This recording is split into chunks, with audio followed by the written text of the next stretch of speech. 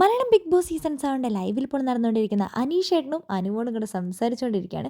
അനീഷേട്ടൻ അനുമോളോട് പറയാണ്, ഈ big boss വീട്ടിൽ വന്ന് കുറേയൊക്കെ കഴിഞ്ഞ് കഴിഞ്ഞപ്പോൾ നമ്മുടെ അനുമോള് രാത്രി ഒരു ദിവസം ഇങ്ങനെ ഒരു പേര് പറയുന്നത് കേട്ടിട്ട് ഞാൻ വേഗം ഞെട്ടി എഴുന്നേറ്റു.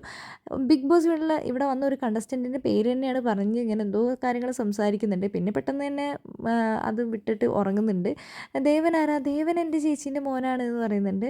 അവന് ഞാനാണ് ആ പേരിട്ടതെന്നൊക്കെ അനുമോള് പറയുന്നുണ്ട്. സ്കൂളിലൊരു പേര്, അതേപോലെ തന്നെ വീട്ടിൽ വിളിക്കുന്ന വേറൊരു പേരെന്നൊക്കെ പറയുന്നുണ്ട്. പിന്നെ അനുമോളുടെ ഒരു ആഗ്രഹത്തെക്കുറിച്ച് പറയാണ്. എനിക്ക് സ്വന്തമായി ഒരു വീട് വേണം. ഇപ്പോഴുള്ള വീടെന്ന് പറഞ്ഞാൽ ഞങ്ങൾ ചേച്ചിക്ക് കൊടുത്തിരിക്കുകയാണ്. എനിക്കിനി ഇപ്പോഴല്ല, ഭാവിയിൽ അങ്ങനെ ഒരു ആഗ്രഹമുണ്ട്. എൻ്റെ മനസ്സിലൊരു പ്ലാനൊക്കെ ഉണ്ട്. ഒരു ചെറിയ വീടായിരിക്കണം, പക്ഷേ ഒരു വലിയ മുറ്റം ഉണ്ടായിരിക്കണം. ഞാൻ വരുന്ന സമയത്ത് തന്നെ അതിൻ്റെ ലെഫ്റ്റ് സൈഡിലായിരിക്കണം കിച്ചൺ. കിച്ചൺ എന്ന് പറയുന്നത് ഓപ്പൺ കിച്ചൺ ആയിരിക്കണം. പിന്നെ 3 റൂമുകൾ മതി എന്ന് പറയുന്നുണ്ട്.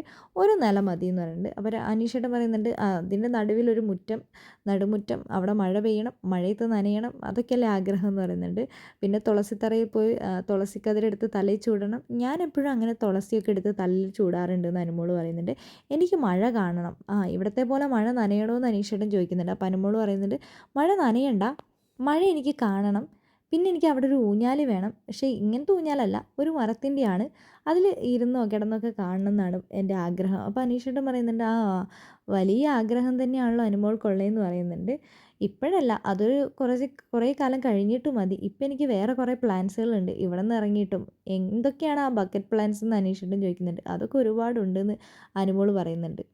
അനീഷേട്ടൻ അനുമോളുടെ ഓരോ വിശേഷങ്ങളൊക്കെ ചോദിച്ച് മനസ്സിലാക്കുന്നുണ്ട്. അപ്പോൾ അനുമോള് പറയുന്നുണ്ട്, ശരിക്കും പറഞ്ഞു കഴിഞ്ഞാൽ എൻ്റെ അച്ഛനും അമ്മയാണ് ഭാഗ്യം ചെയ്തത്. ഇത്ര നല്ലൊരു മോളെ കിട്ടിയില്ലേന്ന് അനീഷേട്ടൻ പറയുന്നുണ്ട്. അത് തന്നെ, അത് എന്നോട് അവർ നേരിട്ട് പറഞ്ഞിട്ടില്ല, പക്ഷേ അവർ പലരോടും പറഞ്ഞിട്ടുണ്ട്, പലരും എന്നോട് പറഞ്ഞിട്ടുണ്ടെന്ന് അനുമോള് പറയുന്നുണ്ട്.